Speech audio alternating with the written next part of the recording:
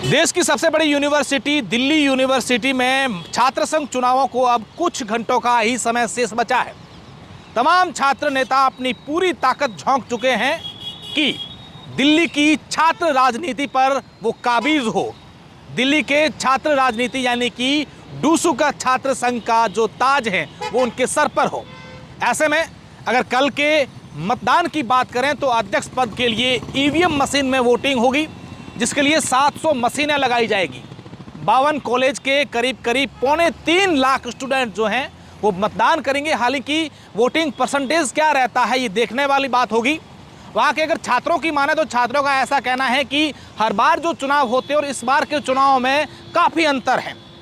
लिंग 2 कमेटी का पालन जो है वो इस बार ज़बरदस्त तरीके से करवाया प्रशासन द्वारा जा रहा है। छात्र कहते हैं कि जिस तरीके से हम लोग इससे पहले के चुनाव हमने देखे हैं कि दिल्ली के नॉर्थ कैंपस की और साउथ कैंपस की जो सड़कें हैं पोस्टर से इन तमाम कागजों जो अलग अलग कलर की हो जाती थी, इस बार ऐसा नहीं है। इस बार हैंड राइट जो हाथ से लिखे हुए जो कागज़ हैं ये प्रचार के लिए ले आते हैं वही होते हैं। इसके अलावा बड़ा बड़ा गाड़ियों का काफिला देखना ये वो तमाम चीज़ इस बार नहीं है। लिंग 2 कमेटी का पालन जो है वो प्रशासन इस बार ज़बरदस्त तरीके से करवाया है।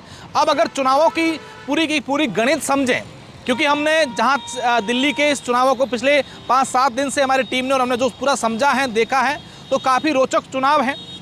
दिल्ली यूनिवर्सिटी के छात्रों में बहुत ही शानदार राजनीतिक समझ आ गई है।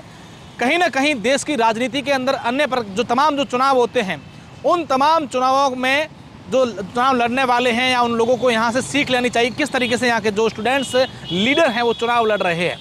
देश के हर एक कोने से छात्र जो हैं पढ़े लिखे या स्टूडेंट्स हैं वो इसमें वोटिंग लेंगे या फिर चुनाव लड़ रहे हैं। तो कहीं ना कहीं ये कह सकते हैं कि ये बुद्धिजीवी जो स्टूडेंट्स हैं वो इस चुनावों में हिस्सा ले रहे हैं और बहुत ही शानदार तरीके से चुनाव हो रहा है। NSUI, ABVP और निर्दलीय उमा सिंह लांबा इन तीनों के बीच में टक्कर बताई जा रही है। इन तीनों के गणित को समझें तो आर्यन मान को जब ABVP ने टिकट दी थी उससे पहले ही NSUI ने टिकट जो हैं वो जोसलिन नंदिता चौधरी उसको दे दी थी। उमान सिंह लांबा ने वहाँ पर बगावत कर दी क्योंकि वो NSUI से तैयारी कर दी। उसने कहा कि मेरे को टिकट मेरा संघर्ष था, दी नहीं है इसलिए मैं निर्दलीय चुनाव लड़ूंगी।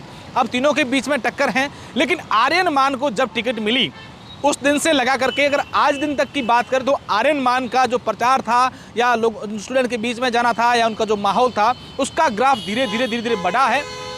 उमान सिंह लांबा ने भी कहीं ना कहीं जिस तरीके से इमोशनल कार्ड खेला कि भाई मेरी टिकट काट दी, मुझे वोट जो है मैं 6 साल से संघर्ष कर रही थी। उसके बाद कई सारे वीडियो आए, वरुण चौधरी के सामने जाकर कह दिया कि कितने में तुमने टिकट बेच दी, या फिर कि भी कल जो है जोसलिन तो कल आई हैं उसको टिकट दे दिया, मेरे संघर्ष को नहीं देखा गया। ये तमाम चीज़ें जो आई तो कहीं ना कहीं उमान सिंह लांबा इमोशनल कार्ड खेलने में भी सफल हो पाई है। लेकिन जोसलिन जो हैं वो लगातार अपनी जो पथ है जिस तरीके से वो मेहनत कर रही है उसी पर लगातार काम कर रही है।